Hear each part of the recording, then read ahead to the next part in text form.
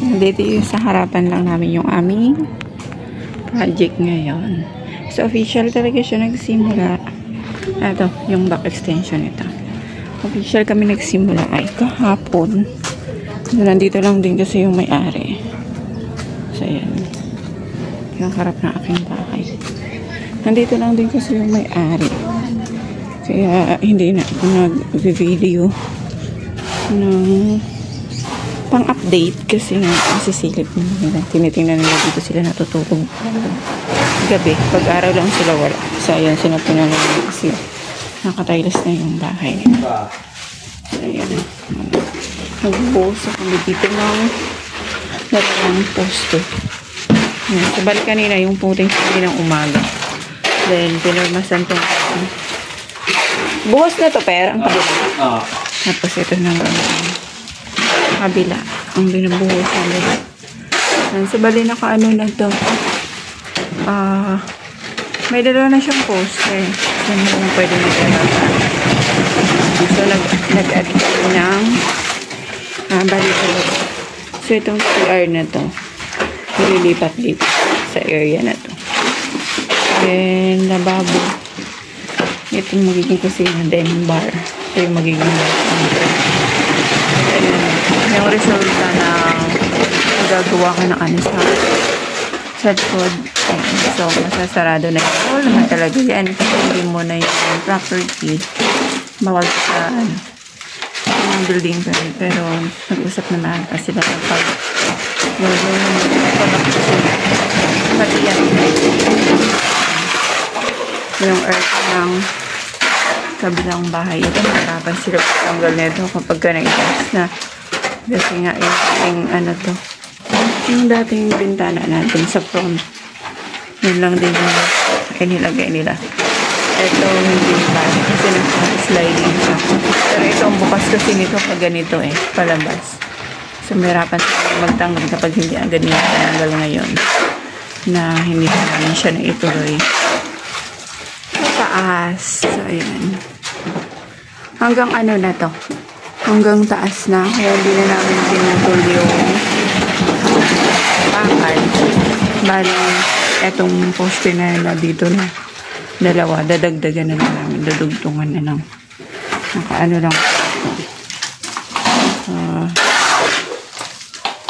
Nito, naka-primer. Ayan mo na yung upload. Bukas ulit.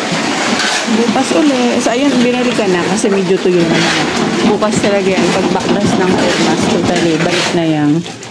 Ano na yan. Magbibim na sila dyan. Paikot. Hanggang, pati dito, may dim yan. Binutas nyo na din pala ito doon, Fer. Ayun, nakabutas na din pala yung magiging hallway. Magiging pintuan. Kasi for the meantime, gagawin daw muna ito yung katayan, delivery. Nagbuo na sila dito na. Pero linisin nyo, pero bago alis, pero nagbuo na sila dito ng ano, ng pang-beam. Pang-beam na reverse. So, ayan. Yan, yung sa dalawa itong magkaharap na mahaba. So, yung buuhin na lang bukas yung sa pag-ganon, yung maiksi lang. Yung magkaharap din. So, balang ginamit namin dito ay 12mm. 12mm, 10mm. Then yung stirrups ay 10mm. Ayan. So, medyo ano lang siya. Kasi yung area ng pag-iimbakan. May tao po kasi dito. Pero ayan.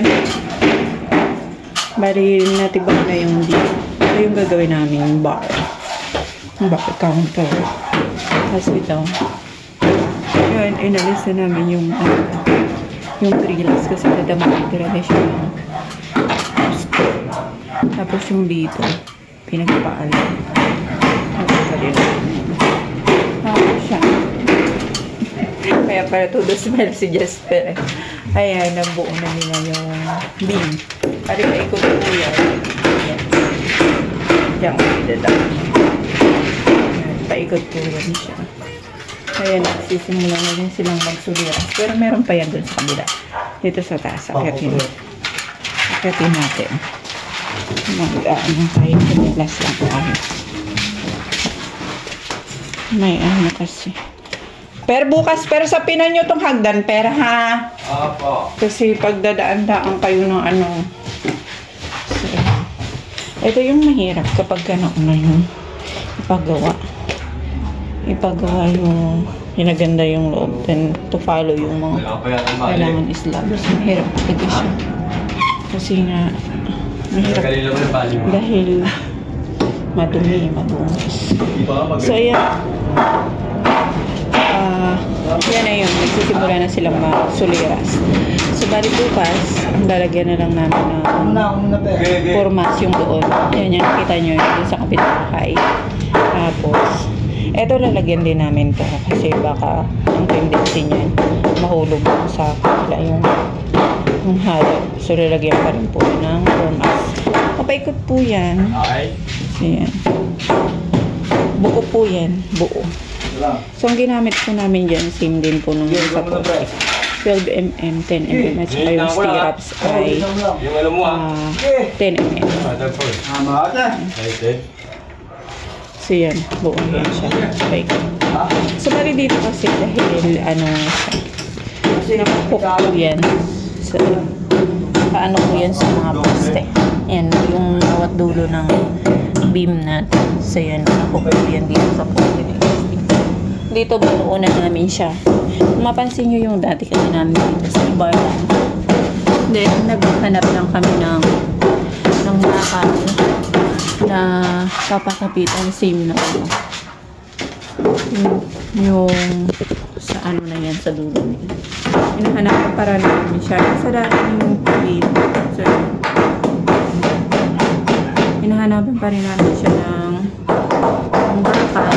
bakal dito sa existing, tapos papakapit pa rin itong beam na to. Ayan, inaano pa rin tinatalian. So mapasin sa pinakadulo na. Bert, ituro mo nga yan, Bert, yung may tali, yung tinalian mo dito sa ano, dito sa bakal. Yan, ay yan, may tali po yan, may bakal po yan, yan sila na nakuha, tas tinalian. Yan. Ito kasi wala, panigurado wala sila nakuha ng bakal dyan. So doon ako makahanap. Ibihira lang kasi ng anong bakal. Kasi ang feeling ko makukulog na ako. So yan, na-start na yung suliras na. Tapos, after ng suliras na, nalagay ng shoring jack sa baba ko yung tinatawag na tukod. Shoring jack. Then sa suliras na. Ayan po yung update namin. Pang ano po to? Pang 3 days namin.